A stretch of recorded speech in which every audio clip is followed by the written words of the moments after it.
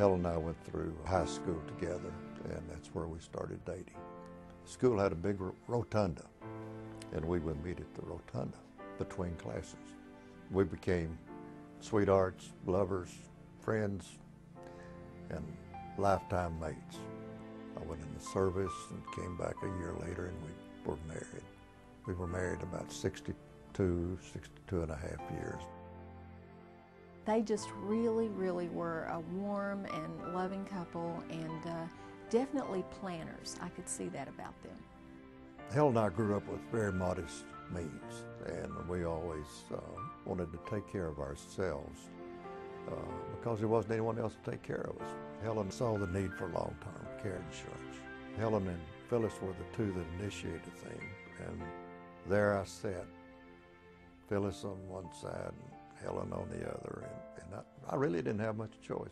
Sitting between two good-looking women, you'll buy every time.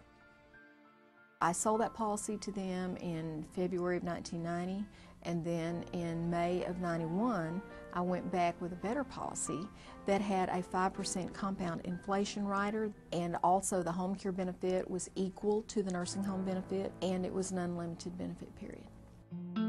My first indications of Helen having any problem, she started having difficulty of putting material in a winded envelope, and then continued to get worse. It was diagnosed that she had Alzheimer. When it got to the point that I didn't want to leave her alone, I started taking her to daycare for 5 or 6 hours a day.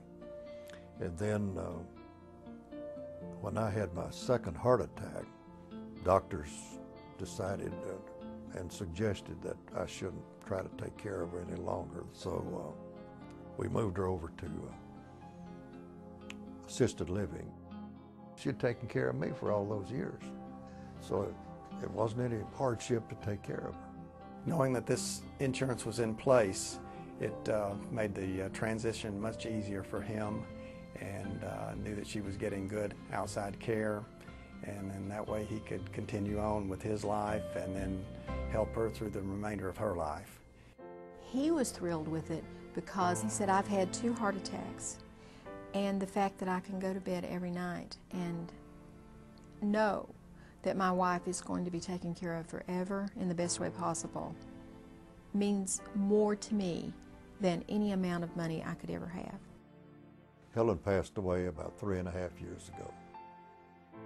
Today I live very comfortably. I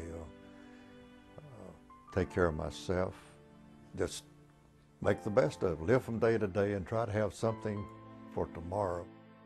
When Helen and I started our marriage, we wanted to be independent.